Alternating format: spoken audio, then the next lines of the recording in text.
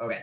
So yeah, we wanted to do a little thank you to Superman from the Telegram group.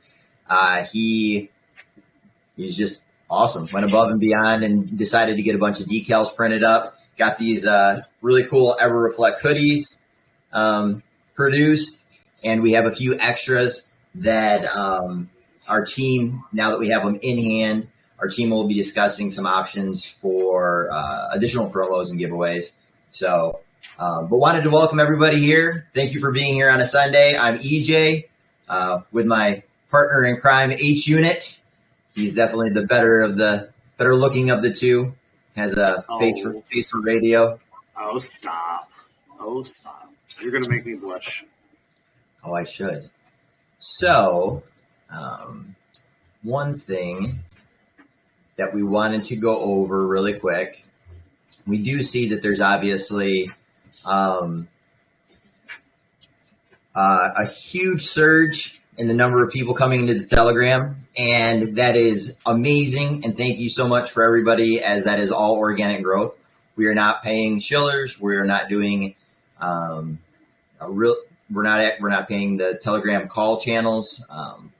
We've done this all basically in-house, peer-to-peer, friend-to-friend, classic network marketing that basically everybody's telling somebody, and it appears to really be working in the sense that organic growth, going back to why we took so long to release this project and this token, goes back to that we were really trying to build the community. It's an amazing community. Everybody that's in here, so many different characters, so many different people, so many different ethnicities, languages, backgrounds, geographic locations, and everybody, 99.9% of the time, everybody's going back to that foundation of kindness, friendship, integrity.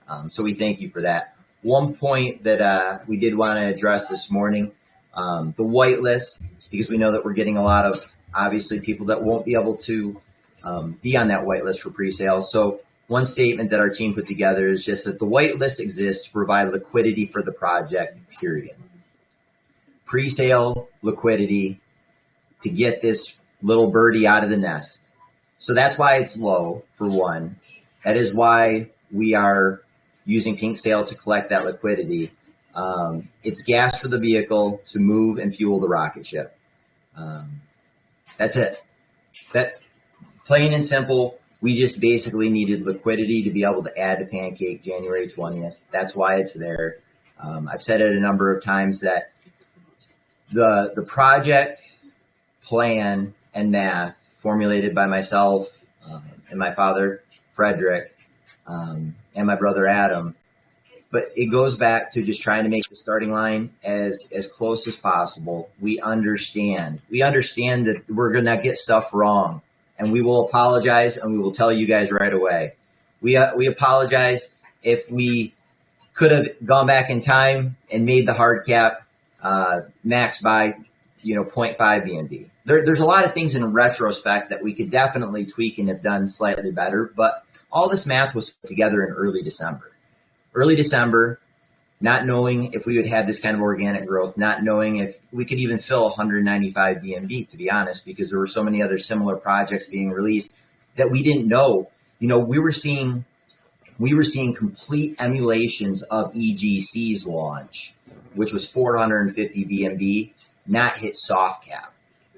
So the logical, it could get to maybe 150 BNB, but it wasn't getting even to the 225 BNB or whatever it needed for soft cap. And we saw that with a number of projects.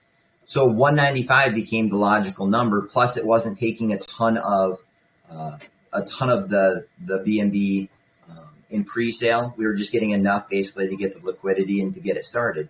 And obviously that starting line is going to be different. There were some people that were here in November that were able to get private sale. There were people that were here in the first 100 Telegram that were fortunate enough to be able to get onto the whitelist. There's other people that have won the sweeps and that they'll be able to attempt to basically get their whitelist spot into that pre-sale. We understand the starting line isn't going to be exactly the same starting line for everybody. but we are trying our best, going back to this whole methodology for the token and tokenomics. Private sale was 0.8 BNB per trillion, pre-sales 1 BNB per trillion, and then the launch, which will be taxed, is 800 billion per BNB. So they're close in proximity. We're trying to keep that starting line close. Sorry if everybody's seeing Brody and Blair, CryptoCat, and EverPup. They will be distracting for the remainder of the AMA. But so with that being said, thank you for everybody's kindness and everybody understanding, because we know we're not perfect, but we are trying to do the best that we possibly can with getting this thing out of the nest, but also doing something where we're keeping those starting lines as close as possible. And that's pretty much what we're also doing day of launch that we'll go over here shortly in this AMA. Yep, absolutely. And just to add to that, I mean, there's not a huge discrepancy with the people that are going to be in pre-sale or the private buyers versus those that are buying it at launch, like you see with other projects. For example, Hodl for Gold just launched last week. Everybody was fighting to get in their pre-sale. The max you could buy at pre-sale was 1.5 trillion tokens. But when you looked at the private sale buyers, they had 5 to 8 wallets that were over 20 trillion tokens already. Right. Good point. And over 50 that already had 10 trillion tokens. Right. So nobody has over 2 trillion. Exactly. Yep. Yeah, so that's not very fair, to pre-sale and or launch investors. Now, granted, they're doing very well, and we applaud them for them. For sure. But you're not going to find that kind of discrepancy here with us. Like you just said, the maximum amount that any wallet holds right now, whether it's a board of director like myself who bought private sale, is 2 trillion. Right. So you guys that are on whitelist and you guys that buy at launch will have the same opportunity to get just as many, maybe just a little bit less because of tax, but just as many tokens as the people that are putting in the extra time and effort to make sure this project goes off without a hitch. So you can't ask for anything more than that. I mean, just being honest. So, but I appreciate that. So now we're going to get into the meat and potatoes, which is my favorite part. So we've been fielding a lot of questions in the last couple of days in regards to the amount of testing that we've been doing for this token to ensure a smooth launch. We've all been part of these tokens where it's like, oh, yeah, we're ready. And then it's 2 hours after launch because there was an issue with liquidity or the contract was messed up, or like White 5 had to do a whole new contract because they couldn't get their reflections right. So just to give you guys a little bit of information on that. So over the last 3 weeks, we've simulated 18 different testing scenarios on the BSC testnet. So basically what that means is that we have run this contract up and down, over and through, backwards and forwards through the BSC testnet on 18 separate occasions, trying as hard as we can to break this contract. So that way we can identify issues and maybe potential problems at launch. So we've also taken that a step further. We've launched 3 different spoof tokens. And I say spoof, I'm not going to give you the names of them because they're not. I mean, they're live right now, but they're for testing purposes only, very minimal liquidity. You're not going to make any money, so don't try. But we've launched 3 different tokens on live BSC mainnet in order to test some of the functions of the contract in a real-life trading environment. So we have some good news, which is great for some of you guys, and we have some kind of news that might be a tad bit disheartening, but the blockchain got us. Yep. Yeah, the blockchain definitely got us. So one of the big things that we found out in that test, I know we've been saying since the very beginning, we started 20% tax, 3% marketing, 2% liquidity, and 15% BUSD rewards, reducing down to 15% to eventually eliminate the tax by February 24th. Well, unfortunately, the contract does not process zero tax transactions. What I mean by that is that we can reduce the amount going into the marketing wallet and liquidity wallet, but it cannot be zero. It literally cannot. You can still buy the token, but you will be unable to sell if we reduce either of those figures in the tax to zero. So with that being said, we are still reducing the tax, but it'll be from 20% down to 17%. So we're not touching the reflections at all. It's still 15% BUSD, better than just about any other token that's out there. But every transaction will have an additional 2%, 1% to marketing, 1% to liquidity. And the reason why is, well, that the blockchain is very finicky when it comes to that. We've tried a bunch of different scenarios, like trying to make one 0 and one of them 1, or trying to null the whole string. But then that's just going to mess up all the rewards for everybody. So we apologize about that. We will not be able to get to a 15% BUSD rewards only tax, but we will still reduce the tax from 20% down to 17% over the first 4 to 5 weeks of initial launch, in addition to the delayed dev burn tokens. Right. And then just a point on that, there probably will be a ton of questions. That is why we have tested this contract 3 different times on the mainnet.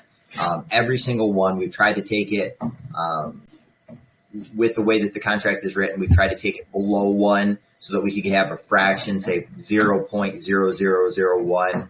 That fails. We've tried to do it where, similar to what H Unit said, just 1% for liquidity, 0% for marketing, fails. So it will have to stay at 17%.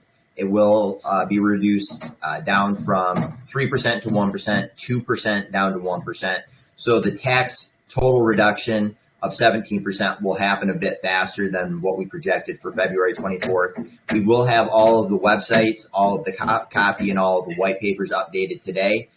We will be making this announcement to all of the individual people that we've been speaking to, because this is a pretty it's not something that will affect the pre-sale. It's not something that will affect launch day. It's actually something that won't affect anybody unless you're holding the tokens all the way into mid-February. But we want everybody to know in advance. That's why we're releasing this information from all the data and the testing that we've done these last 2 weeks now, before anybody gets involved. So that if you end up saying, well, I was only planning on buying pre-sale because of the fact that there was no tax, and waiting till February 24th to sell at 15%, which is a logical thing for somebody to say that was their plan, that plan will now have to be waiting until a sell at 17%. So I do get a lot of DMs almost daily, every day, every hour.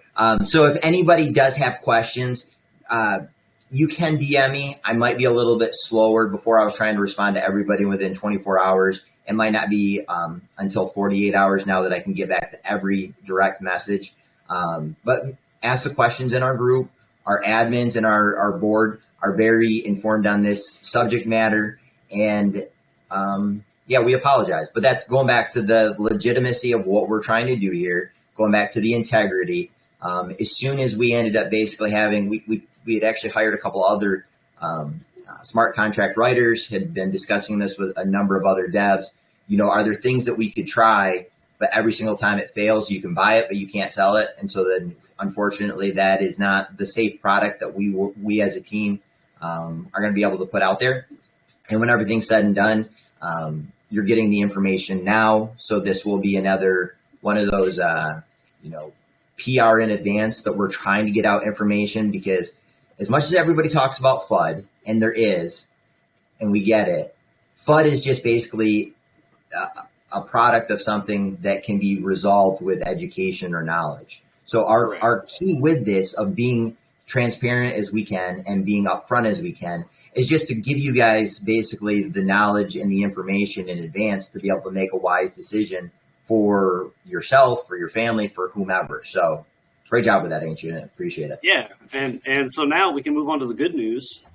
So once again, through extensive testing, and EJ, we're going to talk a little bit more about the anti-bot, anti-whale measures on day one, the 1 transaction per hour. We have found that claiming from Pink Sale is not considered a buy or a sell transaction. It's considered a wallet-to-wallet transaction, which basically means, for those of us that were kind of debating on, if you do get in on the pre-sale, having to wait an hour to buy tokens at launch, that's not the case. You ain't got to. So you can buy pre-sale, you can claim pre-sale, and you can either buy or sell directly after claiming. So claiming from the pre-sale tokens will not be counted towards that transaction limit of 1 per hour buy or trade. So that's great news, because I know a lot of people were like, well, maybe I can get 2 trillion tokens at pre-sale, but then I can't buy any more at launch when the price is the absolute lowest. Well, now you can, if that's a possibility. If selling right after claiming pre-sale is your strategy as well, you're more than welcome to. Of course, you'll probably be crying a little bit later when the thing goes 15, 20, 30x in the first 48 hours. So not recommended, but I mean, you can, right? At the Or end like of the my day, best friend Curtis said this morning when Everclear hits 1 cent.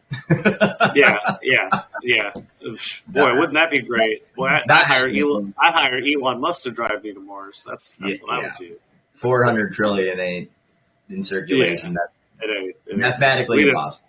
We'd have to burn a whole bunch. So, so that is the good news. So we are also updating all of our socials, white paper, all of the chat that you see in the Telegram regarding the launch to reflect that claiming pre-sale tokens from Pink Sale is not a trade transaction. It is a wallet-to-wallet transaction. It's still tax-free. So, I mean, you're not going to pay any tax. So, now, for example, if you decide to buy with multiple wallets at launch and you try and slam them all together into one wallet, there is a tax on those wallet-to-wallet transfers, but not for Pink Sale. Yep. Right. And so with that being said, we'll kind of go over the anti-bot, anti-whale mechanic one more time.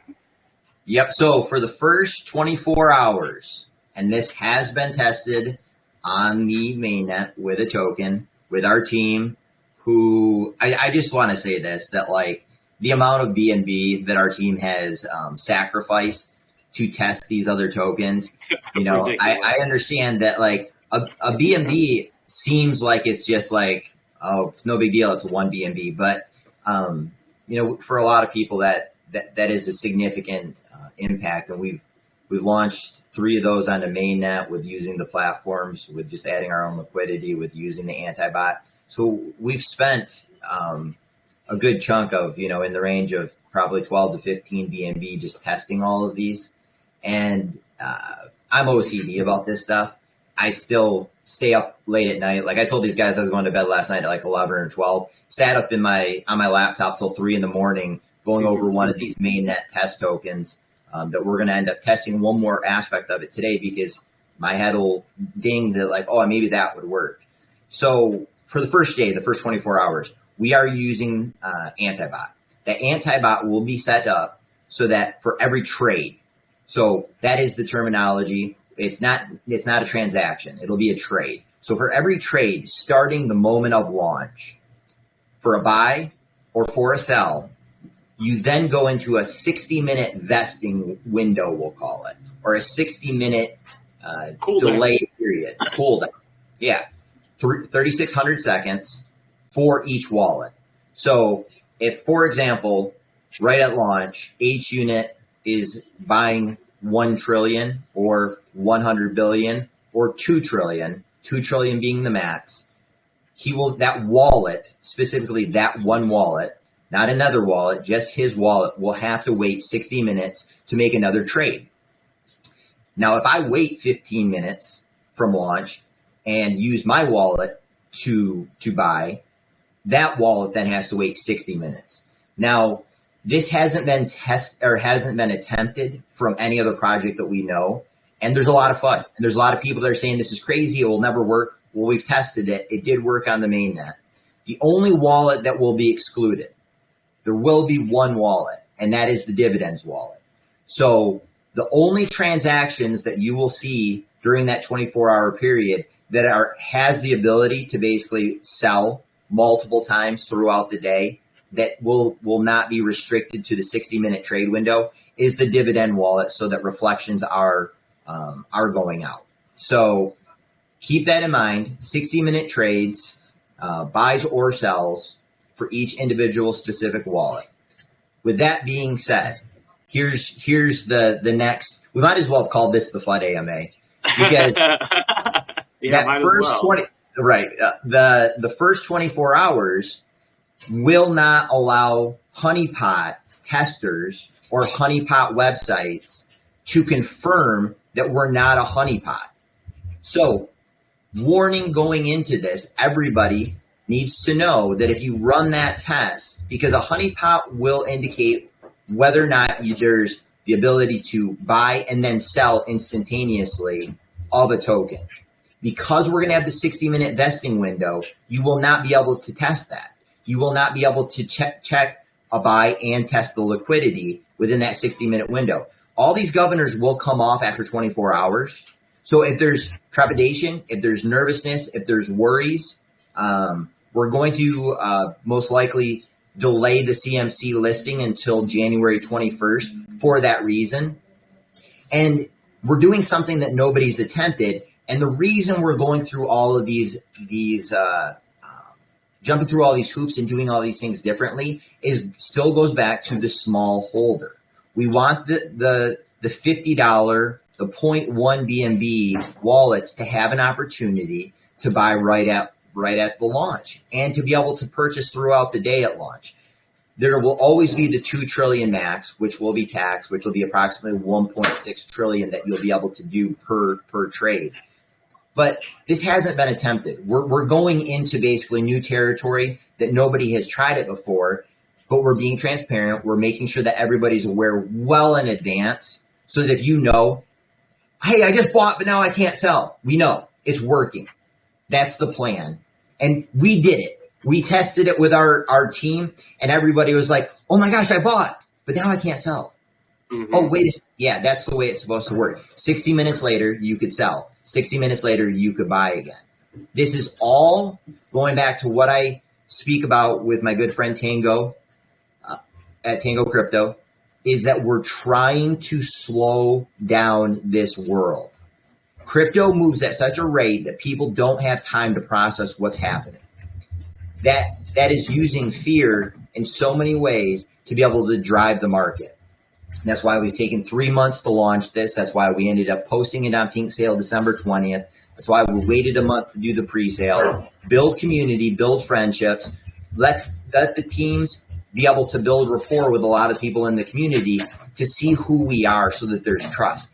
If that still worries you, then wait until January 21st when all of those governors come off. One other aspect of that is that purchasing on January 20th, everybody listening, take a seat. You can only purchase on PancakeSwap Finance. There will be no purchasing on PooCoin the first day. The charting will also be slower on PooCoin that first day because they use the same metric. They will. I love PooCoin's website, and I love the way that they have their the auto slippage set up. I love buying on it. But because we're putting in these parameters for the first 24 hours, purchasing, buying, or selling on PooCoin won't work because it tests the liquidity instantly, multiple times to make sure, okay, does this token allow you to basically sell right away? You won't. Everybody will know there's a 60-minute window in between trades. So even when there's conversations in other groups and other people, maybe they get upset about this. That's fair. That is completely fine because we're testing the waters that have never been tested before. No project that we're aware of has ever done something this drastic and this bold. And it goes back to the very first AMA when Frederick was talking about the woman that was buying SafeMoon in the group chat on Facebook, about $50 worth of SafeMoon, and some very, very, I would call them arrogant crypto SafeMoon holders that because they have larger bags or because they have more BNB felt that there was a need to tell her that you should be spending that $50 on buying lunches for your kids and that you shouldn't be wasting your money on SafeMoon. But it was okay for them to hold a large bag because they had more BNB and they were at a different financial circumstance in their current life. That's not how this group works. In fact, that's the opposite of how this group works because there's already been people in the community that I've seen directly reach out one-on-one with other members of the community and have assisted them during life circumstances. That is the critical factor with our group, is that we are friends. We are friends that are looking out for one another. We are friends that are building a rapport with other people that are coming into the group. And with that, you help your friends.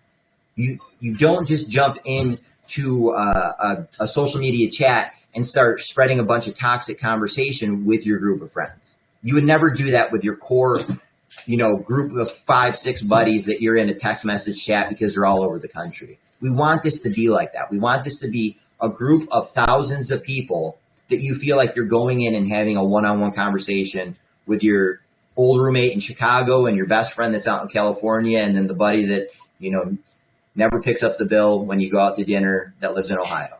Like these are the people. We're all individuals. We're all different lives. We're all different characters, but we're all basing it on the foundation of we want to treat people with respect, and we want to make sure that we're building true, genuine relationships, because that's what this is all based on. So with that being said, those are the 24-hour EVRF anti-bot measures.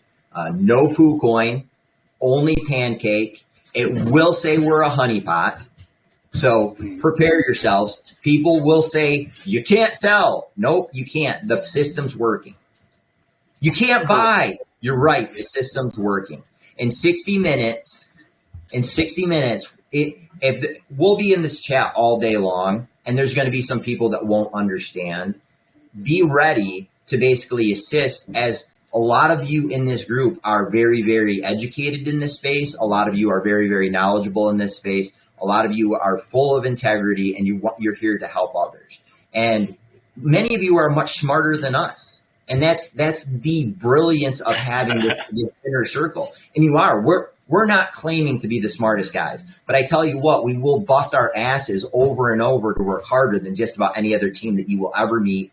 And I would put our team up against anybody else, hands down, that we will win the race because we are so diligent at wanting to do this correctly. And that's why we will waste 15 BNB testing it on the mainnet for tokens that will never matter. And so for that, we just appreciate everybody. Thank you guys, for the support that you've shown already. And then, with these modifications and these changes, they're not drastic, but we wanted to make sure this information got out to you guys all before pre-sale and all before launch. Correct. And just to add one more thing, any other independent swap site will not function the first 24 hours. So whether it's KuCoin, Bog Finance, any other swapper that's out there, it's not going to work. Yep. So you'll only be able to buy on Pancake Swap. Now, however, Bog Finance does do a little bit better charting with the volume and everything like that. So I've already set up a Bog Finance price spot, which will go into the chat the day of launch. Yep. So that way, I'm going to set it up on a 30-second timer, so that way we're not spamming the main chat with a whole bunch of charts and just watching all the zeros get killed immediately. Right. But yeah, so, and I'm really glad EJ pointed that out. So, if you run it against any sort of contract testing site like honeypot.io, it's going to show that it's a honeypot, because what those testing sites do is they initiate a buy and a sell transaction basically simultaneously. And with the anti-bot in place, one of those two transactions will fail. They always do a buy first and a sell second. If they were to do a sell first and a buy second, it would not come up as a honeypot. But unfortunately, that's just the way the protocol is written. And that's still, it's a safety measure, which obviously, everybody will be able to check it on January 21st. That they'll see that obviously it's not a honeypot, because you'll be able to buy and sell instantaneous. Those are safety measures because of all of the different scams. And when everything's said and done, those measures have to be in place, because 92% of all tokens that are launched each year basically are failures or they are scams. So it's great to have these safety measures. On that same note, it limits so much of what you can do for other safety measures like we're implementing for small buyers that first day. And going back to, if there's any kind of trepidation or worry about buying that first day because you think that I'm going to have to wait 60 minutes to sell, fair enough. Then hold off or potentially don't purchase the token on the 20th. Maybe wait to the 21st, or the data will be coming back in. We will all be live, and we'll make sure that we're in the chats to answer questions. But it's going to be interesting. It's going to be a lot of fun, because this hasn't been tested.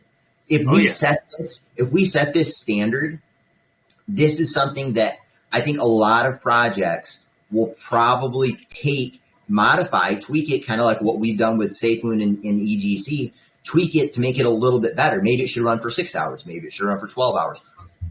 maybe it should run for 48 hours. We don't know because it's never been attempted on an actual launch. And that's going to be the amazing part of watching this chart. And all we're trying to do basically is slow it down to limit the massive spike with the massive dip. Like Correct. we want it to chart, and charts need to go up and charts need to go down. If we can make sure that it's a little bit more strategic with the charting, whether that's up and then back up and down, as opposed to a huge spike like you see, the launch of Doggle on Mars onto Bitmart, like bam, it's all of a sudden, 27 billion market cap. And then it spikes right back down and nobody is able to sell right at the top because who does? I don't know of any. I've never been there yet. Yeah, right. Like if there's anybody in this group that knows how to always sell at the top, you can do the next AMA. Yeah. The tutorial because it never works that way, right? It's a false promise that you were able to ever sell it right at the top. Working up the chart, you can, obviously take some profits, or working down potentially, but this gives everybody a much more, hopefully, that's the strategic plan, a much more level progression of how we want the chart to chart that first 24 hours.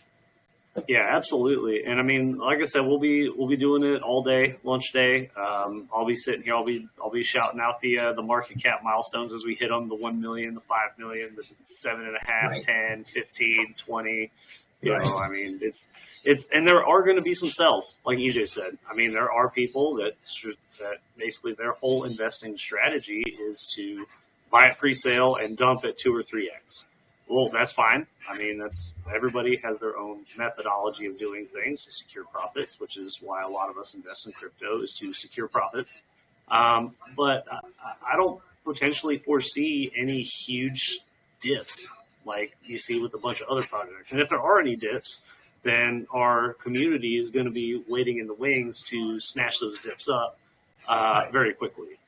Not only that, but with the 1 hour protection, it's going to help protect the community against bots who will like to buy and then sell very shortly thereafter, or sell at certain amounts. So the bots can buy all day, which is cool, but they're not going to be able to execute the sells until an hour later. Right. And I think, once again, after that first 24 hours and all the restrictions are lifted, we probably will see, a little bit of a dip. I mean, it's going to happen. Anybody that's trying to invest in this project to make $1 million in 48 hours, this is not the project for you. If you like long-term reward tokens, long-term passive income, long-term real use cases like with the NFT minting and all that sort of stuff, I mean, that's who we want. So if there are any pre-sale dumpers out there, we want you to dump early. So, and then cry when you could have been 50x, but you got out at 5. So, I mean, then you can buy back in out of FOMO. I mean, that doesn't really matter to us, as long as we have a solid community that understands what it is we're trying to accomplish to make the playing field as even as possible for every investor, not just the mega whales that hold 5 trillion tokens in EverReflect, right? No disrespect to EGC, because they're great. We love them. Right. But that's what we're going for. But then also going back to just our team, like, we're not claiming to be smarter than you guys. We're not claiming to be the most intelligent people, that we have it all figured out. Because in all honesty, those are the people that turn us off the most. And that's really where this project stemmed from, was being told repeatedly, hey, you guys, invest in this project. This is going to be the next one, but you got to do it super, super fast. And you got to do it right now. Okay, well, let me get some BNB. I have to buy it right now. And if I don't buy it right now, you're going to miss out. But you're not smart enough to understand how it works. Like, I know blockchain, you don't know blockchain. I know BSC scan, you don't know BSC scan. I'm a dev, I can create this, and I'm better than you. So because I've already made $1 billion, and you clearly only still have a wallet that has 2 BNB. So do what I'm saying because I'm smarter than you. Follow the leader. It doesn't work that way. That's not how crypto works. Like, nobody in this group is any better off or any more has any reason to treat anybody else with any more arrogance, or there are smarter people than us, but you're not the smartest person in the room in every room. It's impossible. There's going to be aspects that H unit knows well in advance of me. For example, selling a warranty on a used 19 whatever, or certain people will have a scale of knowledge that, like, how to do a golf swing better than I do, but I might know how to do a golf swing a little bit better than my brother Adam. Maybe I don't, but there's point being is that everybody has value. Everybody has a certain skill set and a certain level of knowledge about certain topics, and all of them are valuable. Every one of them is valuable in the crypto space, and we respect everybody for being able to give their input, to ask the questions, and we want this to be an open space, and that they won't feel that they're basically coming into a spot where, oh, if I ask this or because I don't know this, I'm any less of a person. BS. You're not. None of us are perfect. None of us have all of the answers. So collectively, social facilitation, let's as a group try to figure it out. And that's what we're doing. And that's where the transparency comes from and why we try to lay out everything that we've tested and everything that we're doing. And we'll still get stuff wrong and we'll still get some stuff right. And then everybody's going to look at what we're doing because it's like, how in the heck did they pull that off? Or why in the world is that community so strong? It's going to be one for the history books, that's for sure. Good or bad, either way, we're just going to have to see. So, I mean, at this point in time, we're all doing the hurry up and wait game, which is fine. I mean, it's cool. That's half the fun of it. Is the and worst case scenario, if it's a bomb and it fails completely, we turn it off and it goes back to normal trading. This is just what we've laid out this strategic plan for the first 24 hours to see how it rolls. And we'll be constantly in communication with everybody to just see how it transpires because it's exciting. Like, it's new. It's Amazon rainforest, trekking through the jungle, trying to find Machu Picchu with BP. Yeah, exactly. It's pretty cool. So, I mean, that's all the main updates that we had. So sorry for the not so good news, but we figured if we just went ahead and just disclosed it all, that way everybody knows. And we'll do a text write-up too, so that way we can put it in the main chat. And all that sort of stuff. So for people that couldn't make it to the AMA, and of course we're recording, we'll put it up on YouTube as well. So, and there will be some people. There will be some people in the group too that are actually happy about this because they've been concerned about, well, how will you sustain liquidity? How will you sustain marketing? Now those 1% fees will be sustained. They will be coming out for the duration. And once again, the only reason is because the contract fails if we take them to zero. And so the final tax will settle at 17%. But yeah, we can open it up for questions. And so now everybody's favorite part is ask H-Unit and eBay. What do you want to know? My favorite color is green, and I like long walks on the beach. I would like to know your favorite show on Discovery Channel. We don't really watch Discovery too much. We watch a lot of Oxygen. My wife is a big true crime buff, and she's actually in school for forensic science. So I like the cold case files. Cold case files. We're more of the Dateline. The Dateline investigates, and just the typical stuff. So, all right, well, go ahead, raise your hand if you got a question. We will be happy to answer it as best we can. Oh, wow. Nobody? What? Hi, guys. Oh, hey. What's up, Tina? Hey, Tina. How are you today? Good. Well, better. Thanks to, actually, I want to thank H-Unit and Labaz for helping me out yesterday. Gosh, it was like a big shock for me last day. So thank you for your help for just like a technical, like personal problem that you've really helped me out. Because I needed to transfer my text messages to my computer. Yeah. So, well, thank you so much. And one of the things I was saying, it's that I'm new to crypto. And I honestly thought that it was a bit like stock market, that it was like something cold and unpersonal and, and I'm quite surprised by like the community and everything you're building. It's really like warm and welcoming, and I don't know. It's like it for sure. Like for something, it like we'll say virtual, or it's like the feeling is not, Good. So we feel like you feel approachable, and it's really amazing. So hopefully, that's going to be a nice way to start launch. I don't know much about that, Yeah. so I'm going to discover it with you, and I'm really happy about that. Seriously. Well, Too that's cool. good. So thank you again. We're very happy to have you along, Tina, and I hope you're able to get everything resolved. What your previous employer did to you was downright dirty and despicable. So, Yeah, well, I've helped her so much, and like I said, I'm the kind of person that I'm always helping the others, and I guess when you're the kind of person like that, you get screwed or scammed or something. So that's why I'm just I have a big heart, and going in crypto, it's not really the type of person that you think you need to be. So I went on your project, and I'm really happy I did. So, and hopefully that keep personal issue is going to be done. right, soon. and keep up that moral character that you have, Tina, because that's right. Just as much as people that get taken advantage of because sometimes you're too kind or you're too nice, it will come full circle. And the other aspect of that is that you might not know always who's watching you. And so your actions and your behavior will a lot of times be emulated by people that you didn't even know that you were impacting, because they're just sitting in the background, or maybe they're not actually indicating it to you wow, Tina, you really impressed me with how you behaved in the office, or how you handled that situation, or the kind of conversation that you had when I would have been so upset and you handled it so well.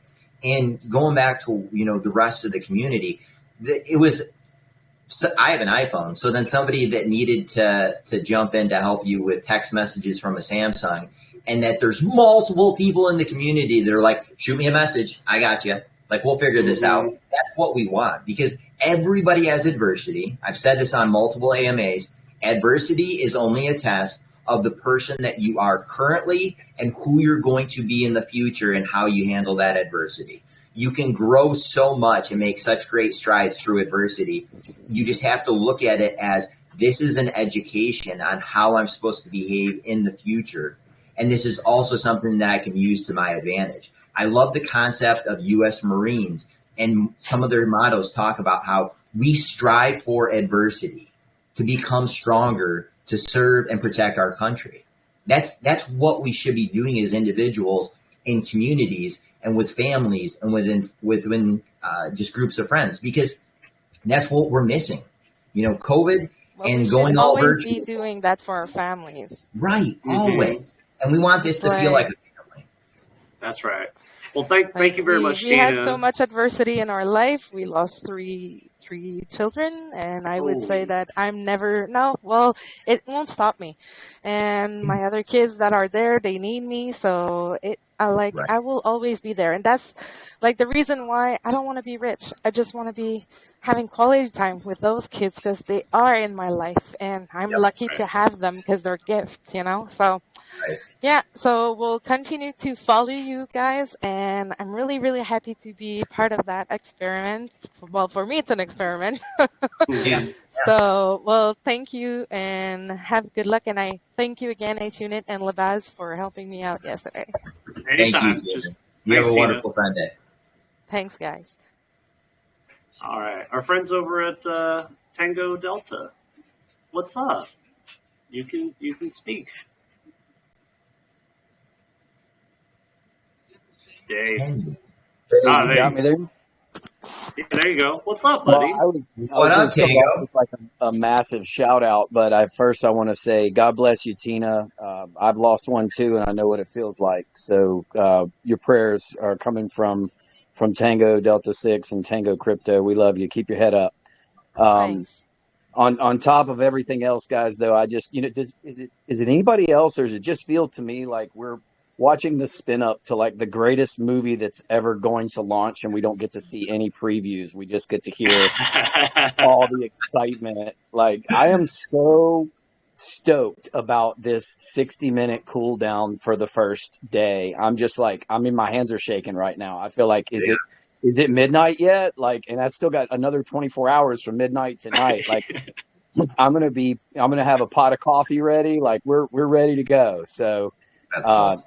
I wanted to pop in case this was the last time that we got to talk before everything gets really super busy, and just wish you guys the best of luck. We are Thank cheering for you from the sidelines, and I know you guys are about to win the Super Bowl with this launch. So get after it, rock out, and have a really great launch.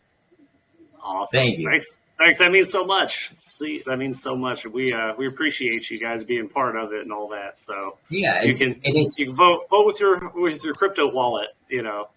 well, and We it's will. great. And it's great to have resources like Tango Crypto and your entire core team. That's once again, FUD is just disinformation. I mean, there's clearly FUD on certain projects that are not doing things with integrity. But because we're doing everything truly with integrity, it's just what is the education, what knowledge do you need, and then us spreading that information and being able to make sure everybody else is knowledgeable of like, oh, this is how it's supposed to run because we're trying new stuff. That's exciting. That's super, super exciting for me. Like Tango called me the other day and I was at this convention and I'm at Starbucks and he's just telling me about like, he's like, we have our whole group and we're trying to like, what's the best strategy? And he's like, oh, wait, so you can do this, but oh, now we can claim. So if we claim, now you can buy, but then a 60-minute, okay, like it's cool. Like it's causing us all to go back to like game theory and feeling like you're a little kid on the playground and you're like, well, how in the heck am I going to end up?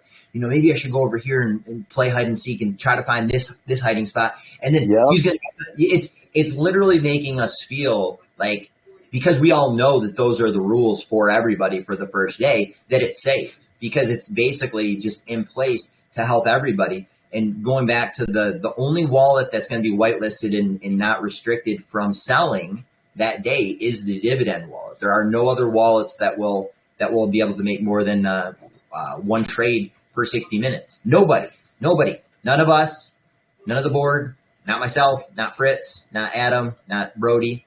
Like it's fair. Then some people might question that, be like, well, you guys have control and you're going to take advantage of it, but we're not. We're making this just as darn tough for all of us so that we can go to bed at night and be like, all right, I had to fight in launch and I had to fight for pre-sale. And you know what? I lost and we did this and I still lost because Tina was faster than me, you know? Yeah. I don't think we'll have. There's not going to be anybody that loses getting into EVRF except for early sellers. Early sellers are the only ones that are going to be. Good point. You're right. You're right. You know, but well yeah, done. everybody's going to be a winner with EVRF. Everybody. H unit. You're good. You're right. You know, I truly believe though that this 60-minute cooldown thing, because it's the first of its kind, is really going to shake the foundations of crypto. Because if it does what you guys are planning for it to do, it's going to be a chrysalis for change in the entire space. You're going to see a lot of tokens that start launching just like this because you're protecting everybody. And then you're making the guys that run all these bots that are just in it to make a quick 20, 30 grand in an hour and then dump it out. And they don't care what that does to your chart. They don't care what it does to the little people. You know, they don't care like if it's just me putting in 0.25 or, you know, whatever. If all I have is $500 and I want to put it in this to get it started, they don't care about us. They're just in it to make money. And it's the same, like you said, there's what, 2 million BSC wallets. So it's the same people, just rinse and repeat over and over again, ripping everybody off with lots of money. So I think this is something can change it where the average person can get into crypto. And I just really hope it works. I hope it does what you guys expect it'll do.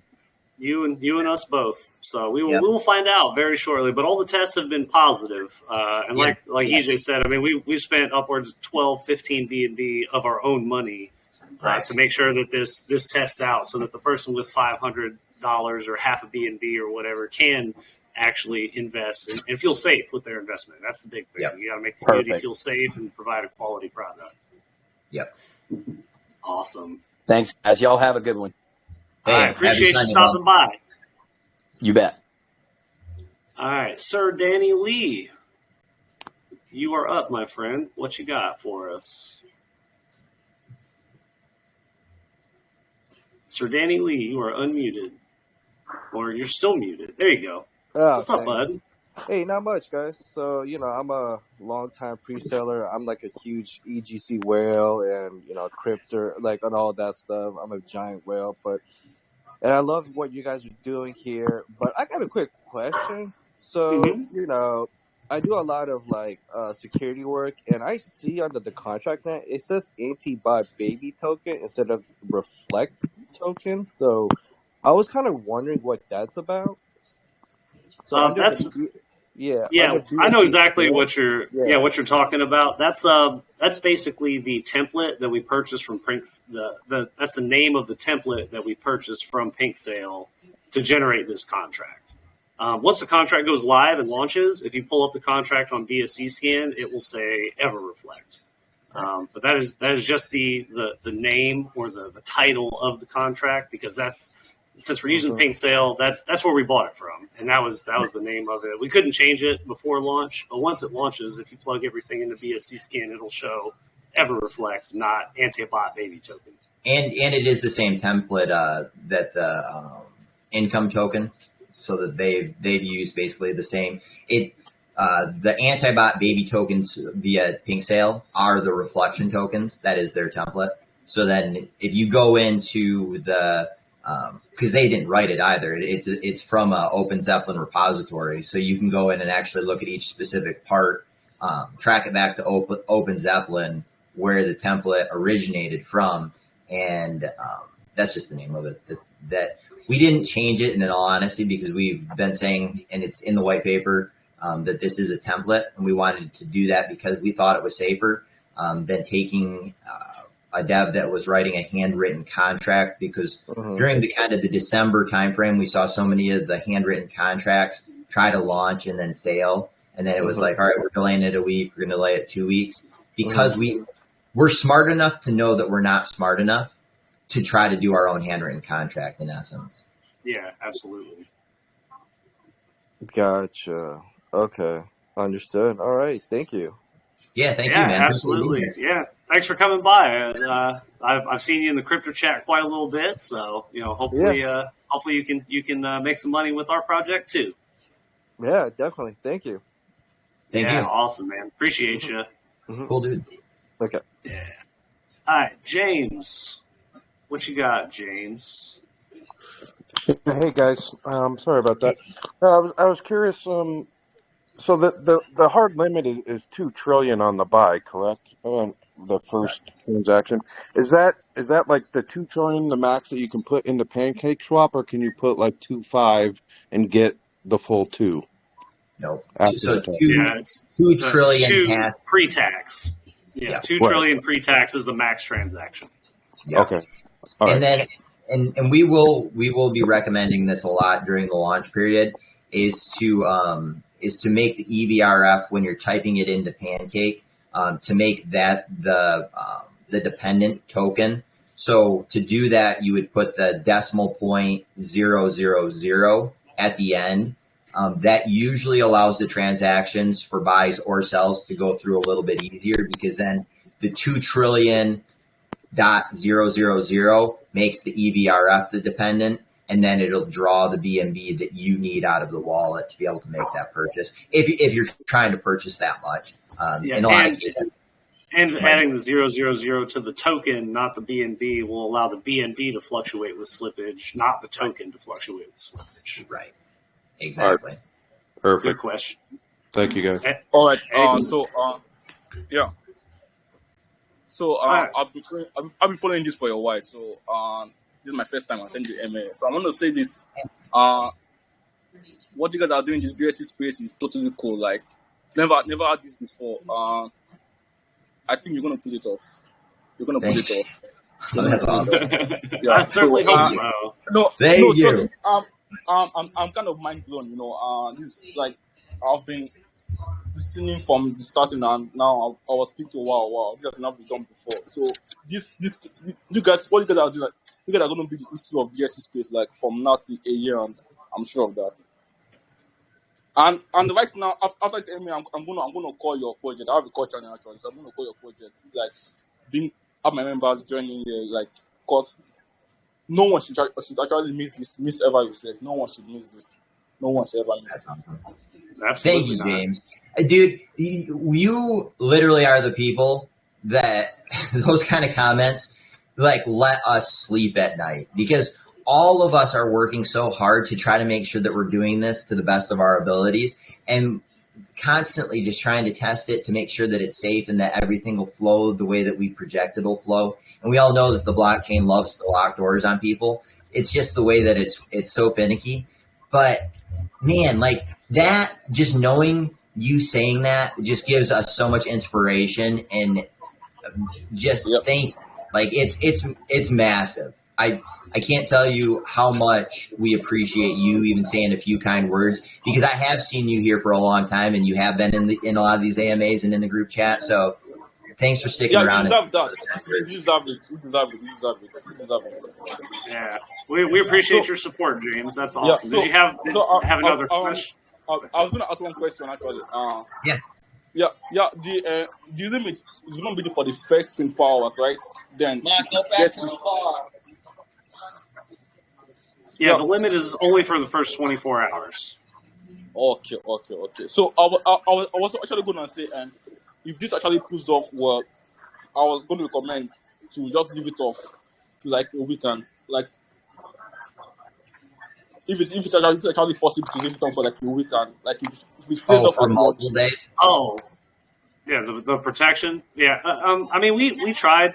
We kind of tossed around the idea between us of maybe running it a little bit longer. But we figure that it's so new, it's not something that we want to wear out the welcome for. I mean, the first 24 hours are typically when there's a whole bunch of surge in new tokens anyway, and that's what we wanted to do. So, I mean, like I said, we tossed about the idea of extending it for like the weekend or maybe like a week or something like that. But we just decided that we can't try too many new things at once. Right. So we kind of had to pick and choose the battles that we did. We think that the first 24 hours was an acceptable time frame to use the one transaction per hour to allow everybody to get in as much as they possibly could. And then it'll be just like any other token that's out there. Well, at noon on the 21st. Right. And the other issue is that we didn't want to extend it too long because, like we said, Honeypot indicators and PooCoin won't be available. We know a lot of people like buying on PooCoin. So after 24 hours, we wanted to make sure that was opening up, that you could buy it on other swap functions. And because of the fact that Adam and Frederick are going to be applying for CoinGecko and CMC in that first period, that we're going to delay the CMC getting listed until the 21st, because we don't want them to be like, oh, it's a honeypot. And rightfully so, because it will indicate that it is, because you can't buy and hit the liquidity instantaneously. You have to wait the 60 minutes, and it's done on purpose. So that's why everybody that we're hearing in this community, and everybody that's going to be in the Telegram and Discord and everywhere online, that we're going to be letting them know this is done on purpose. 60 minute vesting per trade, 24 hours, and you're awesome. Appreciate it. Right. All the best, man. All the best. Good luck. Yeah. Appreciate you, James. All right. So next up, we got Thunder Strikes 2x. But everybody knows thunder doesn't strike, only lightning strikes. But what you got, Thunder Strikes? Actually, yeah, I should have changed that. But anyway, just wanted to say congratulations on how everything's going. I'm super duper looking forward to everything. Just got a few silly questions, maybe 2-3 questions. Sure. Yeah. Okay. So question number 1 is, it's a bit trivial, this question. What do you guys snack on whilst you're looking at charts? What's your sort of preference? Oh man, that's great. A real question. Me depends if I'm in the mood for salty or sweet. Salty Pringles original all day. Okay. And for sweet, I prefer fruity snacks like Skittles or Laffy Taffy. Currently, I'm tearing through these.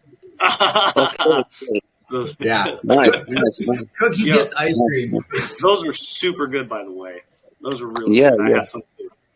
Brilliant. Yeah, I prefer Texas barbecue Pringles, if I'm honest. That's Oh yeah, my. there you That's go. Okay. Those are I'm good. a Cheez It kind of guy, but yeah. I like a good Pringle as well. That's darn. Cool. Okay, cool. I got a question. I've got like a bunch of friends who are going to buy at Pancake Swap launch, and I just wanted to ask you, what would you say would be your best strategy for buying at Pancake Swap? Would you say wait for the dip, try buy as soon as you can? What would you guys sort of recommend? I mean, I'm going to be buying right at launch, and I will be buying, making sure that the 0.000 is on the 2 trillion for EVRF, just like he said, so it becomes the dependent, and then the slippage will affect the BNB.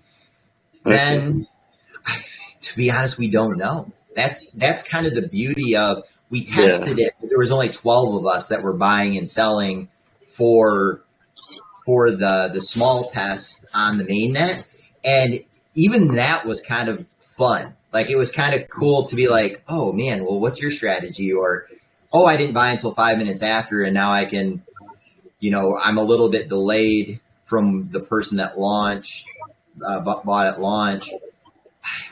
It's going to chart in a way that we don't really know. Like, that's going to be kind of. I know it's a bit of a silly question in a sense. It's like asking how long a piece of string is. It's impossible to say. Right. But I'm a skeptic, and I'm very skeptical in general. But I've been lurking, watching you guys for the past few weeks, and I'm super confident about this. I super duper trust you guys. You seem like stand-up guys, and I feel very confident in this project. I just wanted to add that in as well. Thank you. Awesome, thank you. We wouldn't have tried this unless we had already tested out with the pink antibot and with doing it on the testnet. And even a lot of the devs that we've spoke to, they're like, that won't work. You can't do it. And we're like, okay, maybe we should. Has anybody tried it? Has anybody spent the money, just wasted the 3-4 BNB to just to launch one and see if that it would work? And we couldn't find anybody that had. So we did it, and we're like, oh, it's still running. Like, the next morning I got up and I texted the team. I'm like, she's still protecting, baby. Like, he was sending us text messages all throughout the day, like, still going, X number of blocks left. You guys are a bunch of trendsetters for sure. I think a lot of people will copy. Can I ask one last cheeky question, and then I'm gonna let everyone fire away. So for white, okay, cool. So for people who were fortunate enough to get into the whitelist, is there any sort of techniques or anything you'd advise for pre-sale? Because I know I have a feeling it's going to fly. Hardcap's going to get filled super fast. So is there anything you'd advise people who got into pre-sale, like who got whitelisted? Is there anything specific to do? You'd say do this or do that just to make your transaction a bit more smoother on PinkCell? Well, first thing, recommend doing it on a PC, preferably with a hardwired internet connection. That would be number one. And then number two is work out your clicker finger so that you can be as quick as you possibly can as soon as that countdown hits 0 and turn up your gas. That's it. Yeah, I got crazy thumbs. My thumbs have been working out. I've been practicing. They've been doing squats. I'm ready. Awesome. And that's kind of the advice that I've heard coming from the Tango group and talking. Somebody was in one of the coach that's over in Tango was kind of given like a pink sale tutorial, like education class in their tier 2. I know it's a paid subscription to get into Tango Crypto tier 2, but they have a lot of those educational pieces like that. And he was saying the same thing about, most likely, I believe it was MetaMask, so that you could use it on a PC. Make sure that PC is hardwired into your internet, because there's going to be all these different elements and factors that play in. And it's which wallet are you buying from, how fast, how much gas are you putting into it, and then how fast is your internet. So any one of those becomes the limiting factor. I'll be doing MetaMask with a PC and making sure that it's hardwired in. I mean, I think and MetaMask also has a Google Chrome extension that you can download, which I would recommend instead of It's way easier to do it that way. So Yeah. I've got Yeah, mine I set up think, that way. That's how you should do yeah, it. I think, sorry to interrupt you there. I think you're going to launch around 5 a.m. in the UK, which is super early, but I'm going to have 3, 4 alarms set up, ready to go. So, Yeah, looking forward to it. it's midnight Eastern Standard Time for me and H unit, so Oh yeah, it'll be a late which night. That's for sure. which was one of those things that I was going to do it at noon, and then I didn't put in 17 UTC. I just put in 5 UTC, and everybody's like, "You're an idiot," and I'm like, Well, I'm now glad it's you fun. did because I would be at work if it was at Right, noon. right. So Yeah. thanks. And it gives Appreciate you an it. opportunity. One will be at midnight, one will be at noon for us. So then it really is kind of like globally, Flip-flops. you're Yeah. getting both sides. Okay, guys, all the best. I've taken enough time. I'll let other people ask their questions. All the best, Guys, and happy to be a part. All right. Thanks, Under. Thanks. Thanks so Good much. chat with you, my friend. Yeah. Thanks so much for your support. We appreciate it. All right. Who's hey, next? Ray, let me get a word in.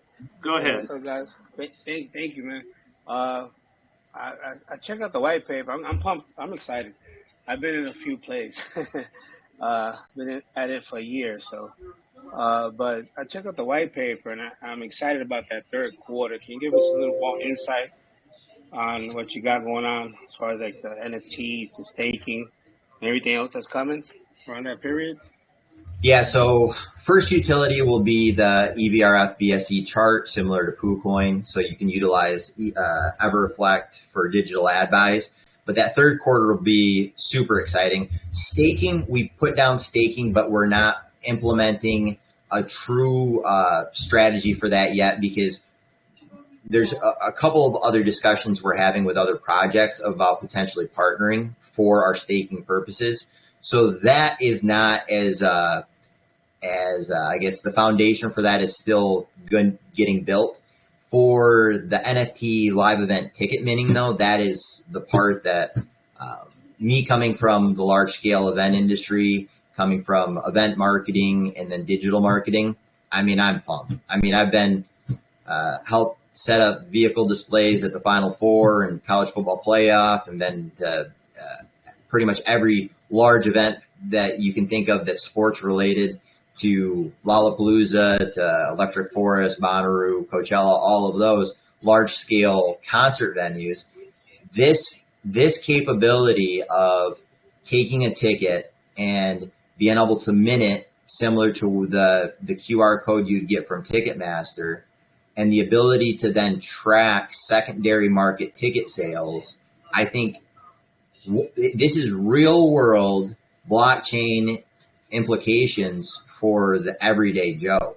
Because if you want to go see Garth Brooks, or if you want to go see, Kanye West or whomever live in concert, we all know how much that usually costs, because if you didn't get the no different than maybe a pre-sale, like I didn't click Ticketmaster buttons fast enough, so then I ended up not getting the front row seats, and then the front row seats started at $100, but now they're, I was at this convention this past weekend. I was talking to somebody because Adele's going to be in Vegas here coming up, and those ticket prices are between $1,000 and $5,000 for Adele tickets for some up close, and tickets started at $250. So the secondary market can really, well, one, it can be so darn expensive that it's hard to be able to even buy a ticket. But then secondly, the promoters and the artists typically don't see any of that secondary market ticket revenue. There are certain instances that I've heard, but very rarely. Typically, if you end up buying your ticket on Ticketmaster and then you list it on StubHub, or if you put it on another secondary ticket sale site, the original person that basically booked the concert or paid the artist, or the artist themselves, aren't able to track any of those secondary funds. This would give the ability to mint NFT tickets. It's connected to the original promoter's wallet, and every time there's a transaction of the reselling of that, just like a real NFT, reselling of that ticket, basically it'll come back to the creator wallet, and some of those funds will be able to be sent back to the person that originally put together the event. Because for coming from this space, it's no different that every single time you see a sold out 8,000 person concert, there's most likely about 5 or 6 other ones that the promoter lost money. And live events, there's been a lot of shuttered venues over this past 2 years. There's been a lot of issues with people, and they'll be able to still promote live events safely, but then also to be able to generate the revenues needed to be able to keep that industry going. So it's a big place in my heart, but I think that this could be really, and somebody will probably end up emulating us doing this as well. And maybe we can partner with other devs to be able to discuss, like, hey, maybe you can even use your tokens to utilize our platform to mint your own tickets, because there's a lot of capabilities with the blockchain being able to utilize it in the real world. And this is one that more than anything that I'm super pumped about, that when we do this, it doesn't matter that you ever wanted to be in the crypto space. You wanted to go see Garth Brooks, so you need to be. It's forcing people into real world scenarios of using tokens. Well, and I know concert goers, that's a serious thing. Like there's a cult for that.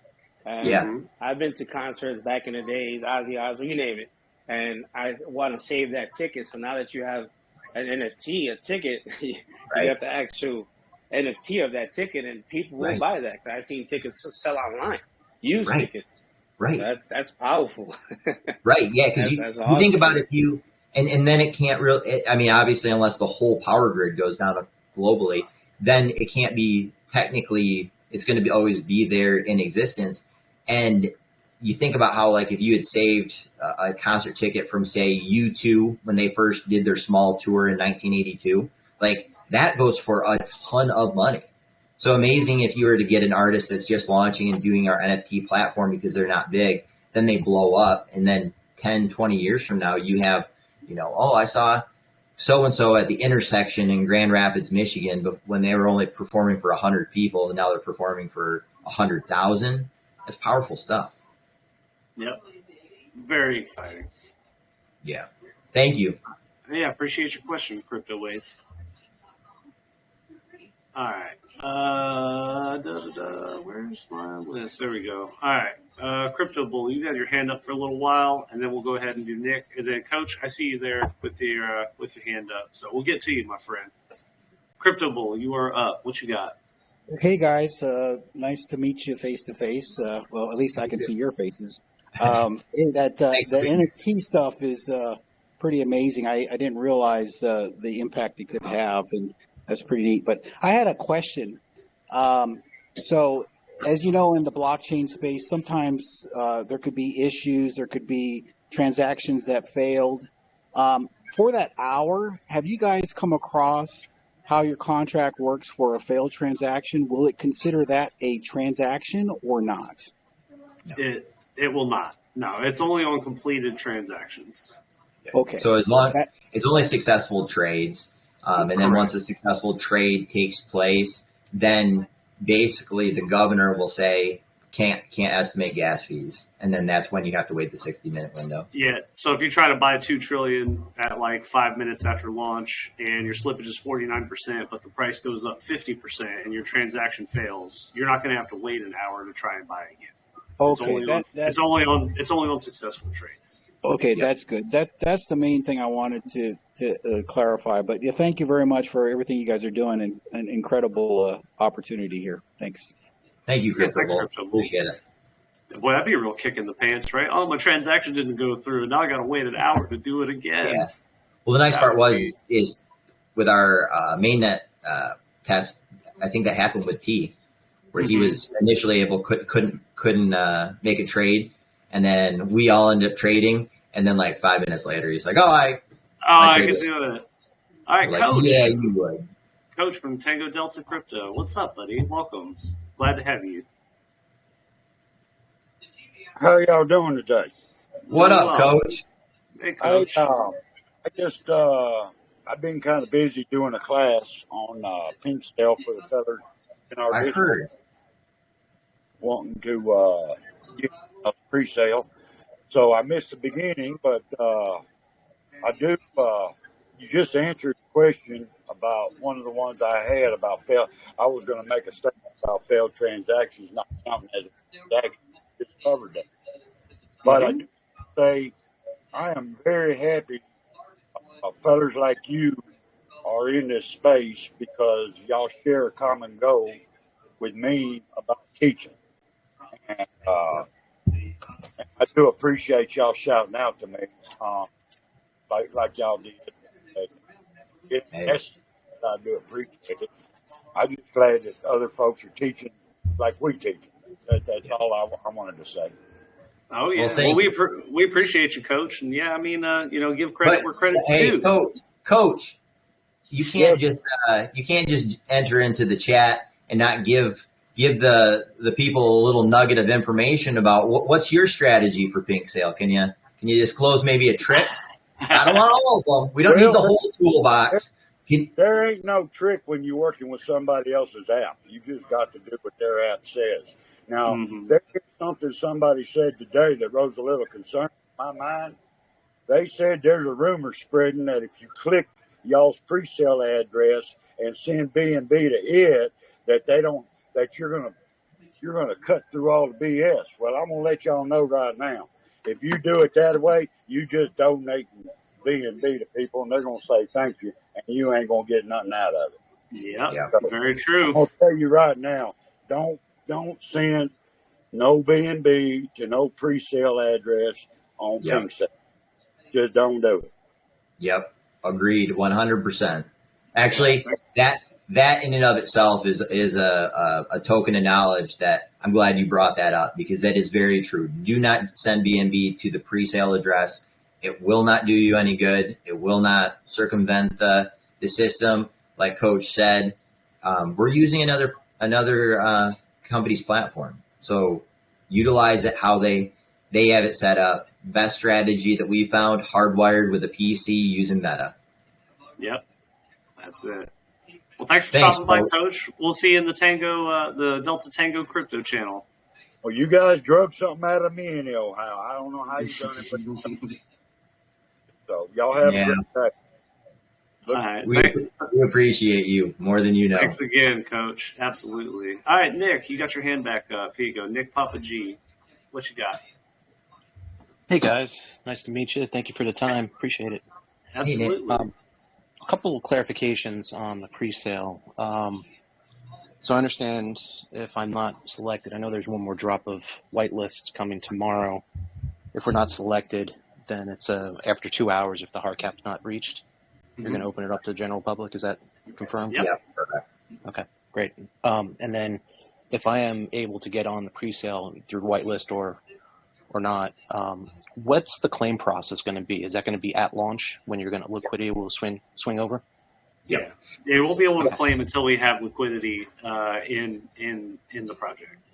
Yeah. Okay. We've seen some other projects, and this was a test as well, that some other projects have tried to basically turn off the fees and then allow pre-sale buyers to claim tokens in advance of adding the liquidity to Pancake, and we've tested that as well. And actually, I brought this up before, like Yost, who's one of our board members, that we destroyed one of his wallets basically trying to do that. And the transactions are very interesting. You can do a transaction when fees are on, and it just throws it into basically into a burn wallet. But if the fees are off, you can't transfer wallet to wallet unless it's the dev wallet. And with those fees being off for the pre-sale wallet, those transactions will always fail in advance of us adding liquidity to Pancake. So that's why we're running that one kind of by the book of what's been tested and done in the past. So as soon as liquidity is added and as soon as we finalize the pre-sale, then you can claim tokens. I appreciate that. Yeah, I've been on the other side where they were getting a little cute with it, and reflections got all jacked up, and it was just a hot mess. And right, and we it's not the stutter step you want coming out of the gates. No. And for that reason, we've seen it happen, and we tested it, and we couldn't figure it out, and because we couldn't do it in a way, and really, I don't know if there's a massive advantage. The only advantage would have been if your claiming of the tokens counted as a buy or sell, and you weren't able to buy or sell in that first launch window. But after we've tested that you can claim and then you can buy, or you can buy and then you can claim, because it's not considered a trade. No, I appreciate it. And my final question would be, I joined a little bit late. I've been doing the .000 trick for the last, I guess, 5-6 weeks, ever since I learned about it. Question around slippage recommendation or gas. I'm sorry, pre-sale gas. I've had success setting it to like 10. Are you guys having any recommendations? I'm not sure if that's a pink sale rec, or does that come from something that you guys would recommend? H-Unit, you guys have tested the gas stuff a little bit more with Meta. You're actually more familiar with it than I am. Are you talking about for pre-sale or at launch? Well, for both, but yeah, pre-sale specifically, and then just so that transaction wouldn't fail. So, I mean, obviously you want to try and set it as high as you possibly can. I mean, standard GWEI is like 5. Yeah, I know. I've been doing 10 recently. Yeah, I mean, 10 is always a good number, and that definitely helps. It's just going to depend on the sheer volume of transactions on whether that transaction fails or not. But obviously, the more you're willing to spend in gas, the faster your transaction will go through. Allegedly, I mean, I've seen it where, I've done pre-sales before that've been pretty tight. I just use standard gas, and I get in, and somebody's like, I paid double the gas, and it still failed for me. So it's kind of up in the air. It could work, it could not. I mean, there's no magic silver bullet to guarantee that your transaction gets in front of everybody else. I just wasn't sure if that's a recommendation that you guys said, or if that's more of a pink sale kind of nudging, wink, wink. Throw a little extra on top. I think it's more along the lines of the nudge and the nudge and the wink thing than this is what you should do. Right, because we obviously, Pink Sale, they have a decent platform, but we've already given them so much money. We just don't want to give extra money that we don't. Roger that. Well, one last bit of things that I've, it's not necessarily nobody's immune to it, but I have seen successful pre-launch as well as launch where there's an active AMA just to prevent any scams. And at launch time, you guys plan on having some type of hosted event?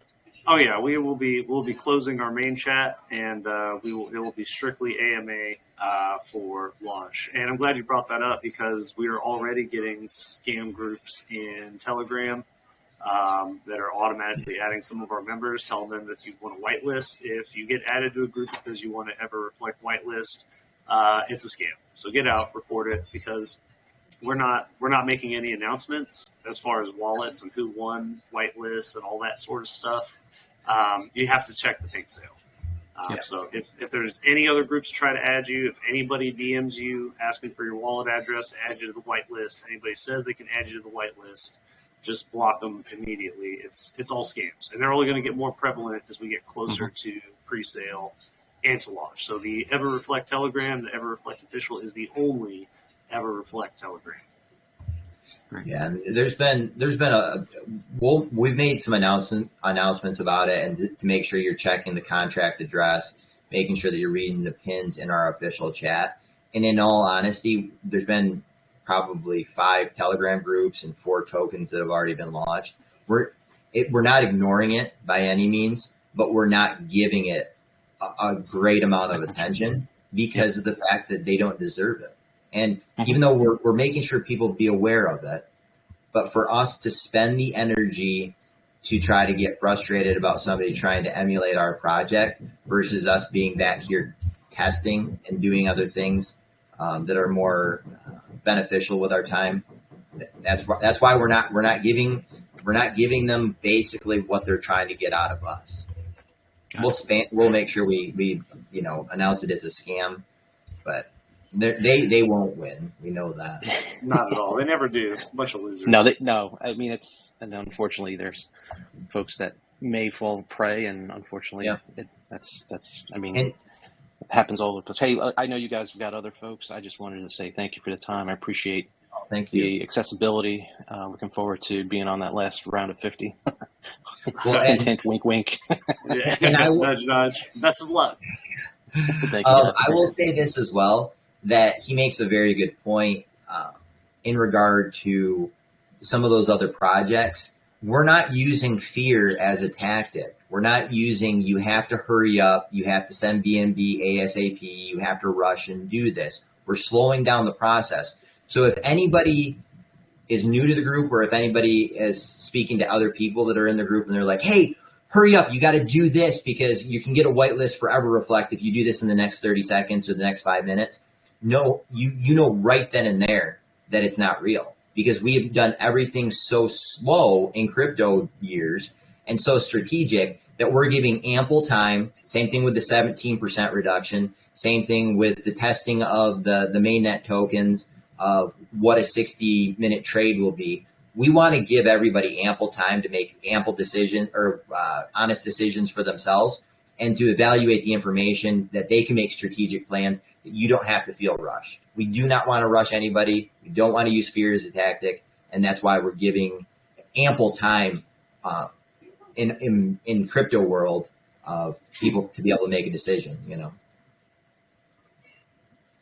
Awesome. All right, so let's see. EOD Crypto, you are unmuted, good sir or ma'am. I don't want to assume your gender. You can go ahead and talk. You can assume I'm a dude. Thank you, though. Perfect. Excellent. Thank you. Hey, I'm one of the, I'm sure, many Tango Crypto guys that are in here right now, and you know, we're super grateful to Tango for, you know, putting us in touch. There's really no other way to say that. The heads up and the insight is just, it's unmatched in the space. I'm also relatively new to crypto, like a lot of people are, and the amount of comfortability that comes with your transparency and your accessibility as a team is ridiculous. I'm sure that's going to be contagious, you know, in the space. People are going to be really comfortable putting money into this. So thank you for that. Thank you. I did have a couple of questions. The one thing I noticed after launch is just a few that I've been lucky enough to get into through Tango Crypto's, you know, guidance. One thing that seems to make or break a project in the first week, really, as far as activity and word, is marketing. And I'm sure you guys have covered this 1,000 times already, and I'm super late into this, but could you just do a brief touch on, you know, plans as far as marketing post-launch? Thank you. Yep.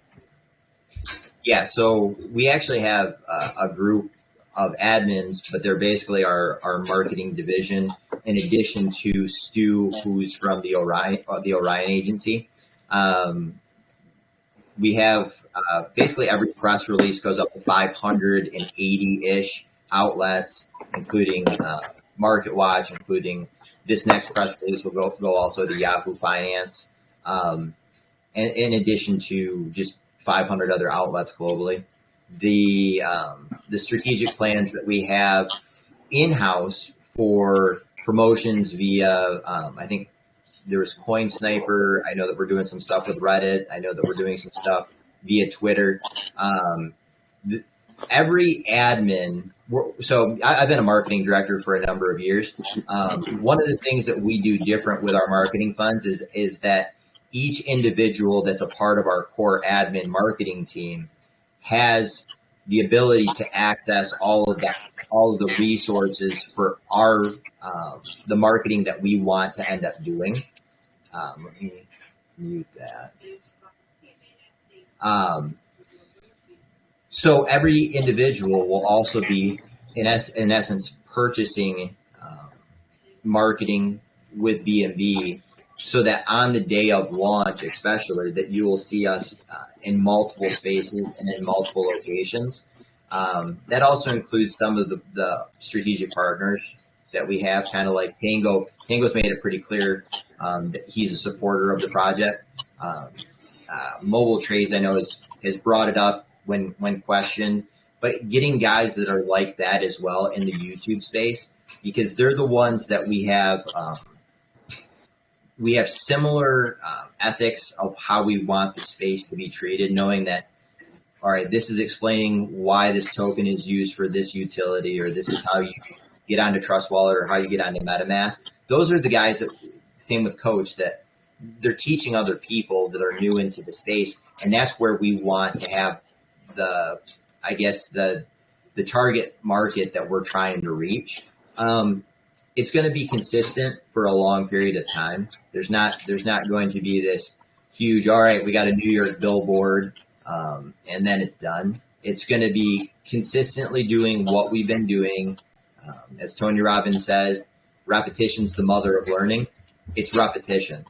It's going to be wash, rinse, repeat, wash, rinse, repeat. All the same stuff that we've done organically and through strategic marketing outlets. If you go to our website, you'll see some of the press releases that have gone out, and you'll see on launch day some of those other projects, one-offs that the team's putting together. But that's going to be the key, is that most marketing attempts don't work for return on investment. The first one, they don't even necessarily work the second, third, fourth, or fifth. There's been a lot of at Michigan State, I was taught that you actually don't ever see an ad typically until you've seen it 8 times. So that's, if you think of it from that number, you have to have the repetition over and over to see it consistently enough that you even notice it the first time. And that's what we're going to continually keep doing, and set obtainable metrics for things like Telegram.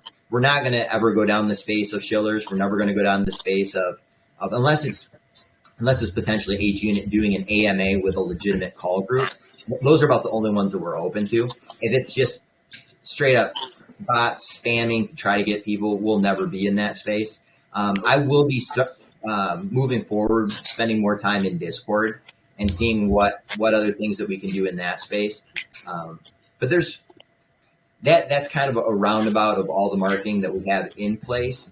But anytime that you're in the group chat, or if you check the website, we'll also be posting what we've been doing in the social virtual spaces as far as spending marketing dollars. That's great. I really appreciate the answer. I know that a lot of my friends are super new to the space and had the same question. And, I can tell them all day, well, this is the not screwing around crew. They know what they're doing. But, I've got them all sitting around here listening right now. So it's nice for them to hear it from the source. So I really appreciate that. Well, thank you. And that's why we make sure that we're sending out, VP writes all of our press releases, and we send out those once, sometimes twice a week. And we make sure it gets on Market Watch once a week. And we make sure that with this launch that it'll get on Yahoo Finance, because for a lot of newcomers to even the crypto space, some people might be even concerned about like getting on Robinhood and buying Dogecoin.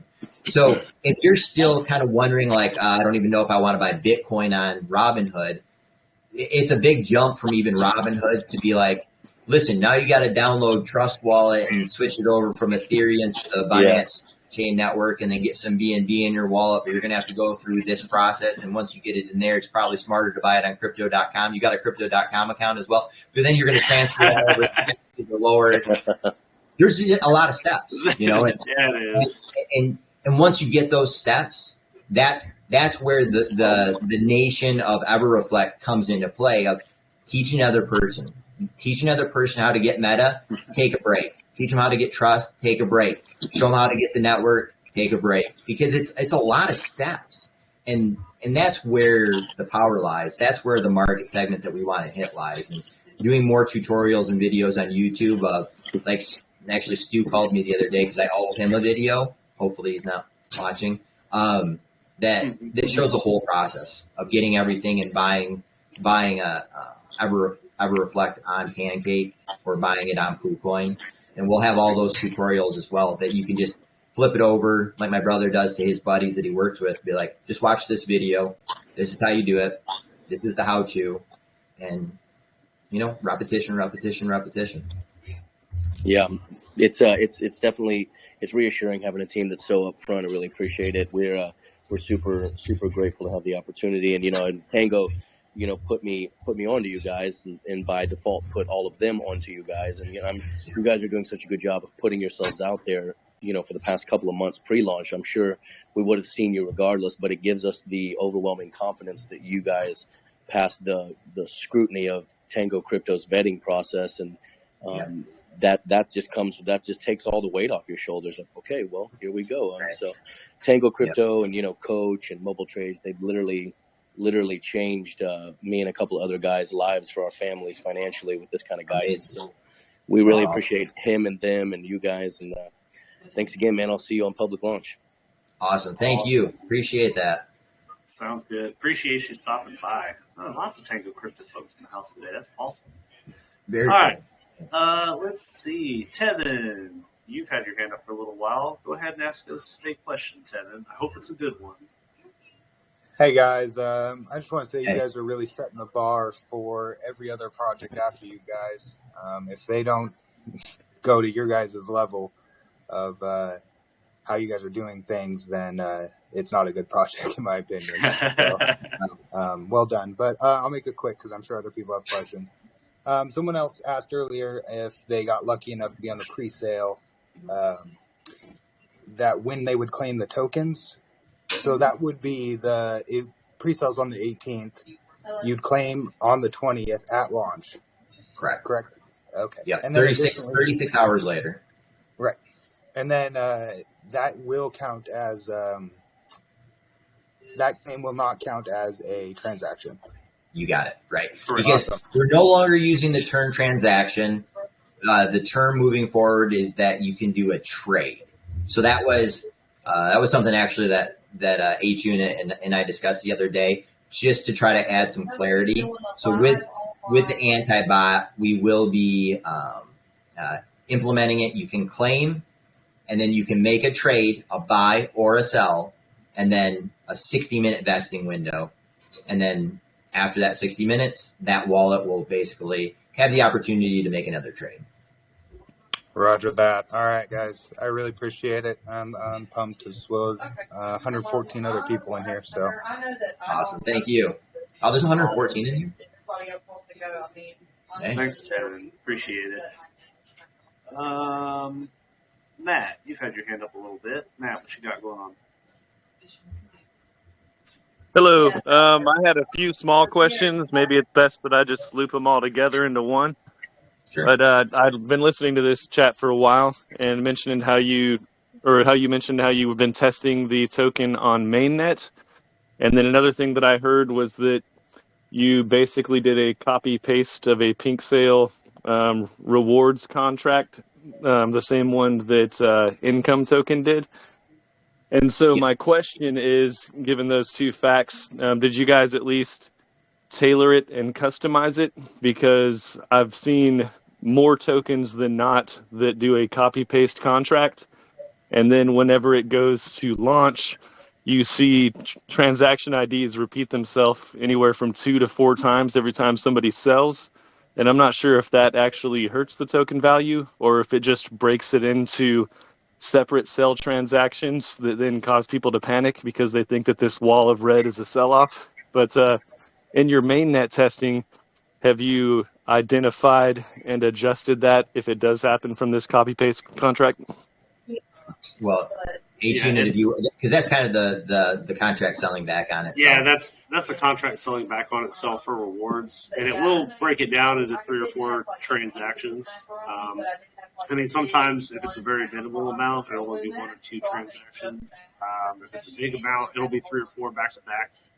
Originally, we tried to get around that, but since none of us are Solidity code writers and we didn't want to fiddle with the contract and have it not work, that's just a function of the reflection tokens. Every reflection token contract sells. So if you see multiple sell transactions, all in the same transaction hash for different amounts, all at the same time, it's the contract selling on itself. And it will affect the price, as it does with every other transact or rewards token that's out there. But the idea is that with consistent volume and buy pressure, it'll eat the dip in and of itself. And it's only based on volume. So if there's very little volume, then there's going to be very few contract sales. So it's not like the contract is going to continue to sell against itself, even when no one is trading. Right. And Matt, it doesn't, you've probably seen that with other template contracts that maybe they didn't end up having as high a volume, but technically, even if it's a handwritten contract, kind of like with Evergrow Coin, it does the same thing where the contract is buying back on itself. It's just hidden a little bit more because they have more transactions, more trades, and more volume. The other aspect of that is that with the contract selling back on itself, it sounds worse than it truly is, because what we try to do initially is that it's only selling back the taxes, but those taxes are in essence the BNB is being put into the liquidity pool, and then that liquidity pool tax, so that 20%, let's say, that goes into the liquidity pool kind of has an expiration date, because the tokens that represent that portion of the liquidity pool aren't in Pancake. They're actually in the dividend wallet. And that dividend wallet will then sell back to take back out that BNB liquidity, disperse it as BSUSD rewards to all the holders. So what we were hoping is that when it was taxed in the 20% to start, the BNB, that we could take 20% of the BNB and just put it into the wallet right away, and not put it into the liquidity pool, because as soon as it's put into the liquidity pool, price goes up. Price goes up, market cap goes up, and then it technically doesn't live there, because only 80% of the liquidity pool is real liquidity, in the sense of 20% of it has an expiration date for all the buys and or for all the trades, I should say, buys or sells.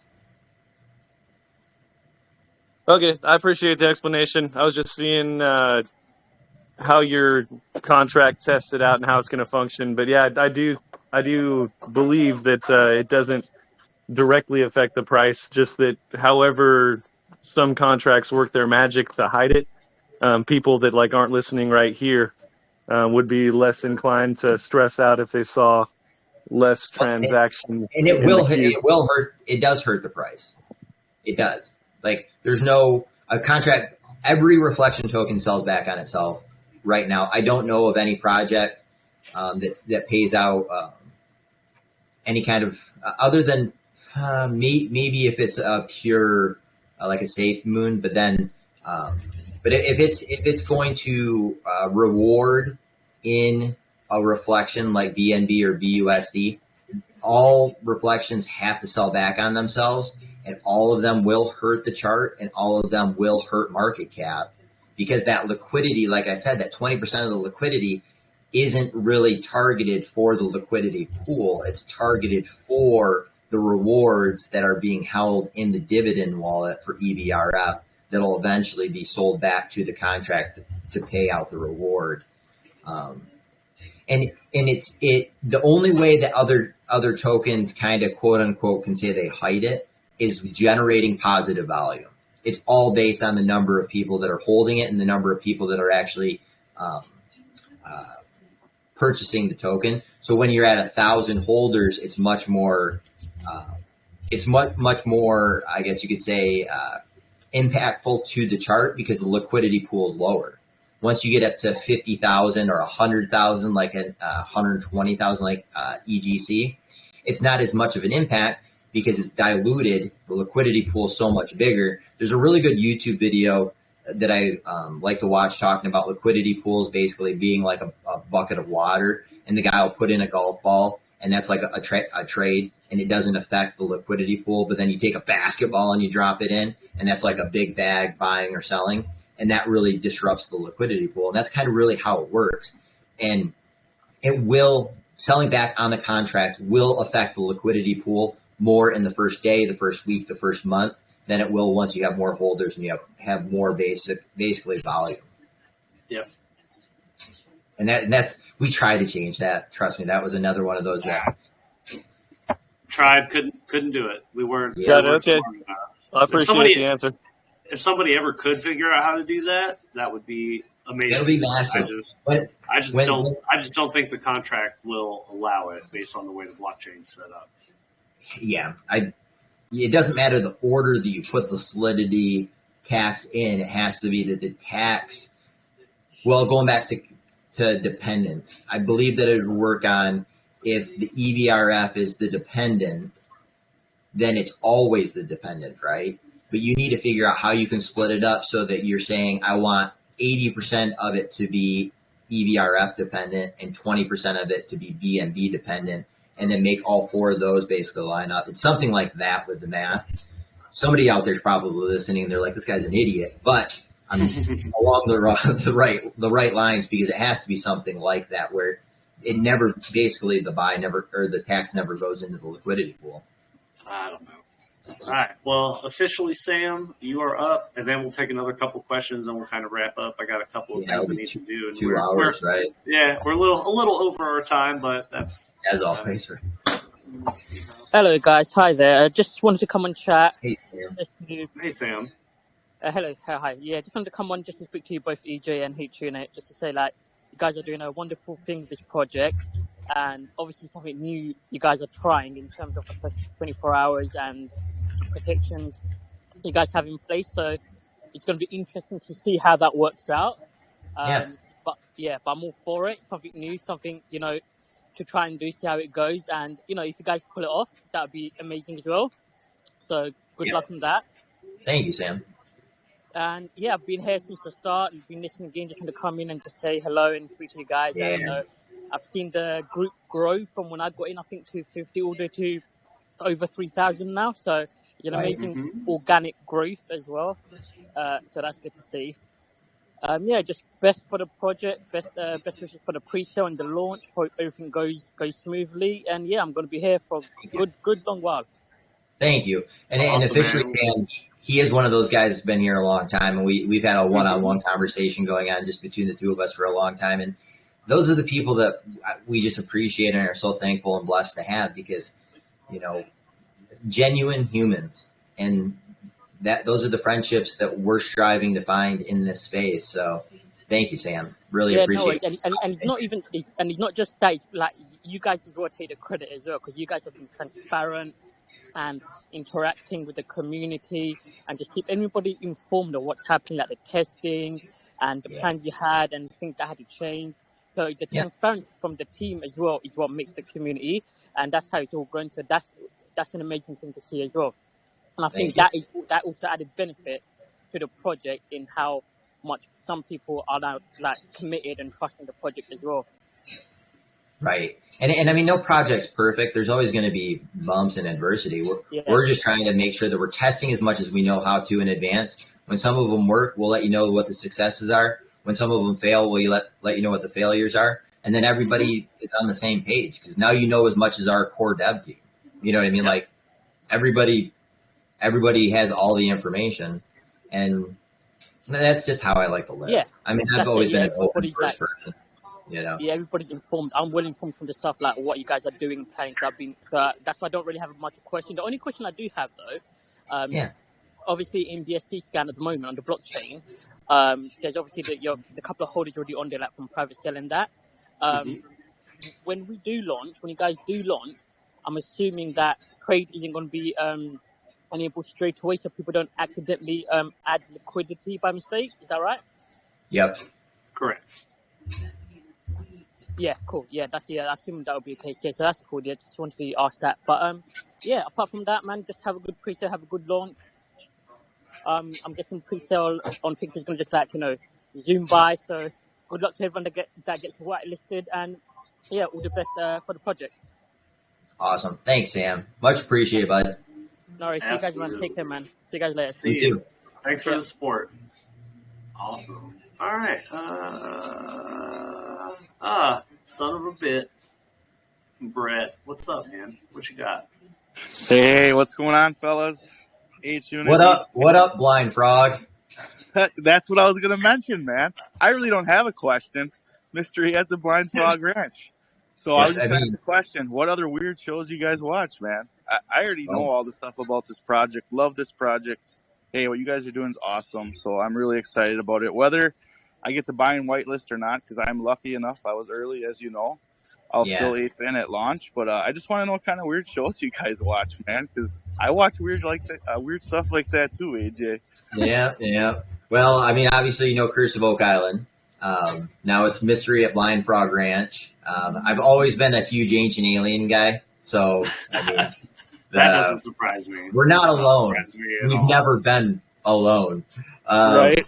And then I mean, I've always been big into the a good paranormal ghost hunting show or anything that's trying to find Bigfoot, or if there's any kind of life out there involving aliens, I'll watch it all. Yeah, I'll do the same, man. I'll do the same. I don't watch a lot of MTV. It's usually always History Channel or Discovery Channel, and when there's a new episode about ancient aliens, I'm usually pretty excited. Yeah, Discovery Channel is probably one of my favorites, to be honest. Yeah, because I've been watching Deadliest Catch since it's been out and stuff like that. Yep. You know? Yeah. So, Any what of about those- you, H Unit? Well, for me, Black Mirror is one of my favorite shows on Netflix. The dystopian Ooh, that's good. techno. That's good. Yeah. Well, Did that cause him to freeze up? Wow. Oh, there we go. Yeah, sorry. All right. So Black Mirror. Black Mirror is one of my all-time favorite shows on Netflix. Right now, we're working through Dexter. So, Oh, great the new season, and Yeah. I mean, I don't really. I basically watch a bunch of anime. I mean, that's what I watch. Oh, really? I didn't know watch that. I watch a ton of anime, dude. Like, Did you guys watch? Did you guys watch Startup? Did you watch that on Netflix? Oh yeah, Startup? absolutely. That was a good I wish show. it That actually was came out in like 2016, 2017, and it wasn't that big, but No, ever since the it's whole so crypto good. stuff, it's been I going. wish It's been bring going it back crazy. like they did. I wish they bring it back like they did with I know, Dexter. me too.